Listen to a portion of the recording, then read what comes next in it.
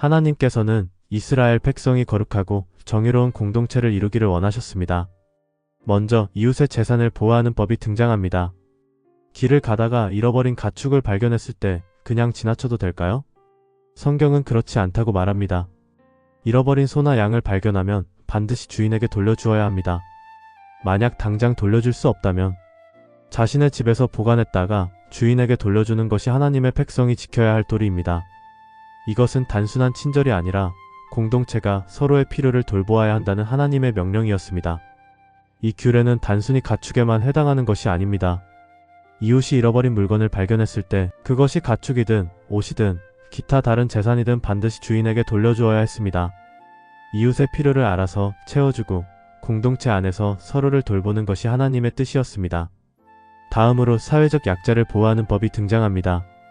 하나님께서는 이스라엘 백성이 사회적 약자를 돌보며 살아가기를 원하셨습니다. 먼저 가난한 사람들에게 이자를 받지 말라는 규례가 나옵니다. 가난한 사람이 돈을 빌릴 때 그에게서 이자를 받아서는 안 됩니다. 또한 외국에서 온 노예를 보호하라는 법도 등장합니다. 이스라엘 백성이 이집트에서 종살이를 했던 경험이 있었기 때문에 하나님은 그들이 외국에서 온 노예를 학대하지 말고 보호해야 한다고 명령하셨습니다. 과부와 고아, 품꾼, 객과 같은 힘없는 사람들에게 불이익을 주지 말라는 규정도 나옵니다. 하나님께서는 이러한 사회적 약자들이 보호받는 공동체를 만들고자 하셨습니다. 가난한 품꾼이 일을 했을 때 그의 품삯을 다음날까지 미루지 말고 당일에 주어야 했습니다. 또한 고아와 가부를 보호하는 규정도 등장합니다. 곡식을 거둘 때 밭의 모퉁이까지 다 거두어들이지 말고 일부를 남겨두어야 했습니다. 이렇게 남겨진 곡식은 가난한 사람들이 와서 가져갈 수 있도록 배려한 것이었습니다. 다음으로 이혼과 결혼에 대한 규례가 등장합니다. 성경은 이혼을 쉽게 하라고 가르치지 않았습니다. 이혼에 대한 규례가 등장하지만 그것은 이혼을 신중하게 하도록 만든 조건적 허용 규정이었습니다. 이혼이 남용되지 않도록 하기 위한 장치였으며 특히 여성을 보호하기 위한 법적인 조치였습니다.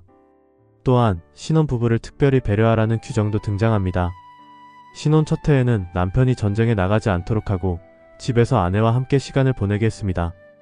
이는 가족이 안정적으로 형성되도록 하기 위한 하나님의 배려였습니다. 전쟁과 관련된 규정도 등장합니다. 전쟁이라는 극한 상황에서도 위생과 정결을 유지해야 한다는 규정이 주어졌습니다. 전쟁 중에도 질서와 깨끗함을 유지하는 것이 하나님의 백성이 지켜야 할 거룩한 삶의 방식이었기 때문입니다. 마지막으로 맷돌을 저당 찹지 말라는 규정도 등장합니다. 맷돌은 당시 사람들이 식량을 준비하는데 필수적인 도구였습니다. 만약 가난한 사람이 돈을 빌릴 때 맷돌을 저당 잡히면 그는 음식을 준비할 수 없었고 결국 더 큰 어려움에 빠질 수 있었습니다. 따라서 하나님은 사람들의 생계를 위협하는 방식으로 돈을 빌려주지 못하도록 하셨습니다. 이 모든 규례들은 단순한 법이 아니라 하나님께서 원하시는 공동체의 모습을 보여줍니다. 이스라엘 백성은 하나님께서 주신 율법을 통해 서로를 보호하고 정의와 사랑이 넘치는 공동체를 이루어야 했습니다.